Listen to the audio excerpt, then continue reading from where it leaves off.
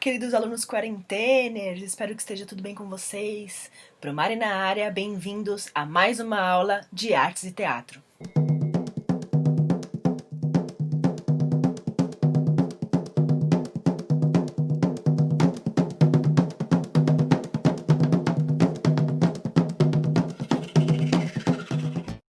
Então vamos lá, sétimo ano, essa é a aula de número 17.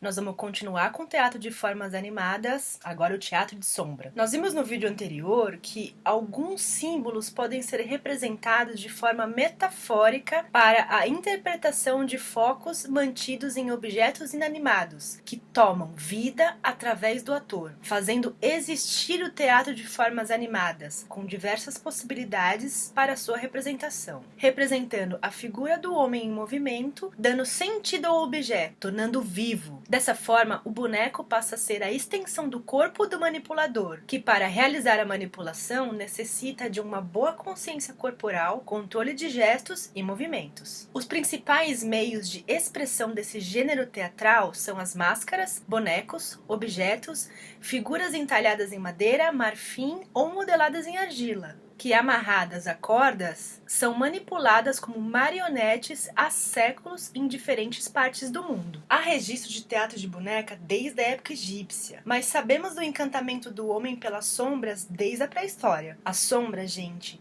possui um efeito representativo naquele que a vê. Ela pode representar o sobrenatural e faz com que ultrapasse os limites da imaginação. É fácil de notar o encantamento de uma criança no momento que ela descobre sua própria sombra. Quem nunca correu atrás da própria sombra? Vocês sabiam que o teatro de sombras é uma das primeiras manifestações de animação que a humanidade inventou? As figuras são muito ricas em detalhes para transmitir uma sensação de textura. Essa arte, gente, se espalhou pelo mundo e até hoje é praticada tanto no teatro como na dança, como um recurso cênico com efeitos de iluminação. Trata-se de imagens bidimensionais que são projetadas e se dinamizam de acordo com a profundidade e posicionamento da luz. Para o teatro de sombra acontecer, não há necessidade de muitos recursos, apenas uma fonte de luz, um objeto e uma superfície lisa onde a sombra será projetada. Mas o teatro de sombras não pode se resumir a fórmulas ou teorias e técnicas. Ele vai de encontro ao sentido das emoções,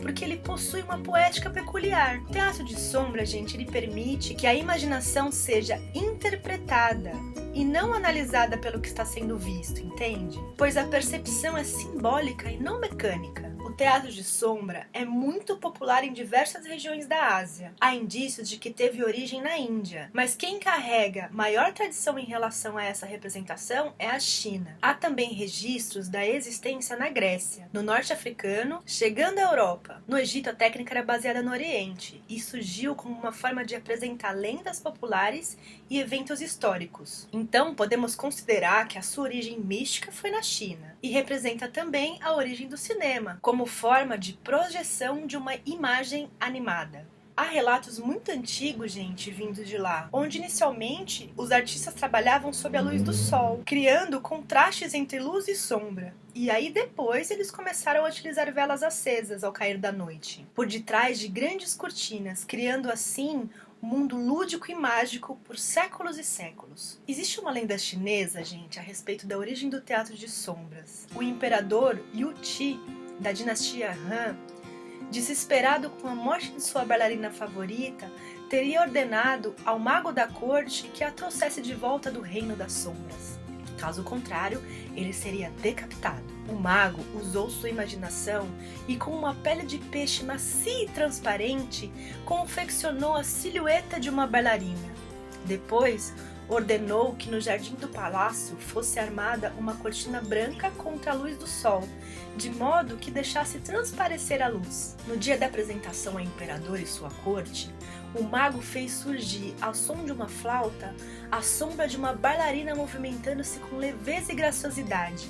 Neste momento, teria surgido o teatro de sombras. O teatro de sombras moderno, gente, aqui no Ocidente, ele levou um tempo para se desenvolver. A principal referência que nós temos é a companhia italiana Giacovita, que atua desde a década de 70. Essa companhia mantém um amplo repertório, oferecendo cursos em seu espaço cultural. Mas a sua principal colaboração foi a pesquisa e a inovação com novas possibilidades técnicas e expressivas através do uso e do movimento de lâmpadas de alta potência, distanciando as figuras da tela, ampliando espaço, libertando o movimento dos padrões tradicionais e aumentando esse tempo simbólico e cênico do teatro de sombras.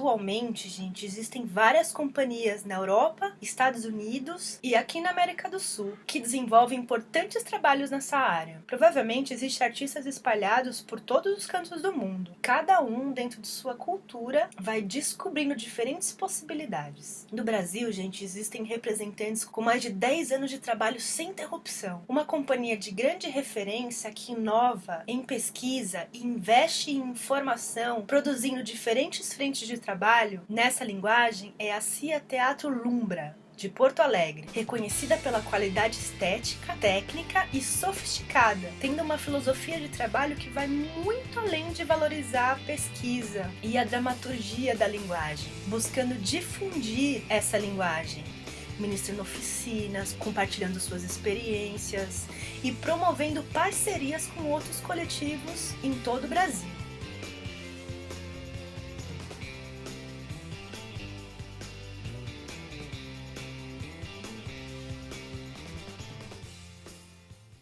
Outra companhia muito interessante é a CIA Quase Cinema, que existe desde 2004 e nasceu do encontro das diferentes linguagens artísticas, incluindo artes cênicas, artes visuais, cinema, performance e dança, difundindo essa arte milenar que encanta adultos e crianças. A companhia realiza desde 2014 o Festival de Teatro de Sombras, evento único no gênero, tendo foco na formação de público para ampliação e compartilhamento da pesquisa voltada a esse gênero, difundindo por todo o Brasil.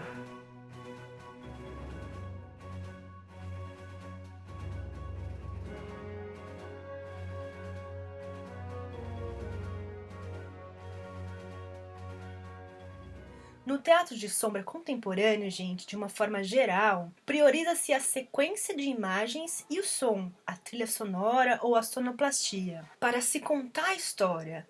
E o texto, gente, ele serve como suporte para complementar o entendimento do espetáculo, utilizando diversos exemplos de fontes luminosas que geram sombras. Além do sol, eles usam vela, lâmpadas, lanternas, farol de carro. Então, gente, só para fechar, o teatro é um artifício da realidade para contar uma história. É uma realidade que não existe, mas ela é contada.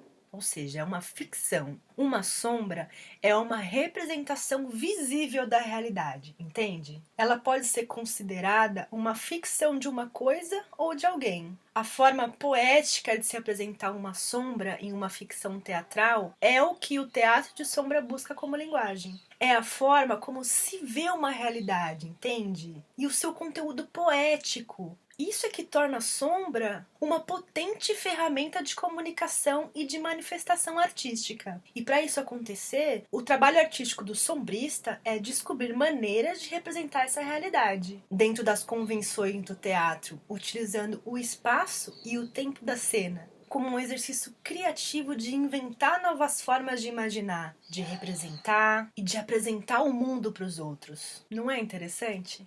Que uma atividade secular, repetida há muitos e muitos e muitos séculos, continua até hoje nos encantando dessa forma. Então é isso, gente. Não esqueçam a atividade do maestro. Qualquer dúvida é só entrar em contato comigo via ClassApp. Tenham uma boa semana, um beijo e até semana que vem. Tchau!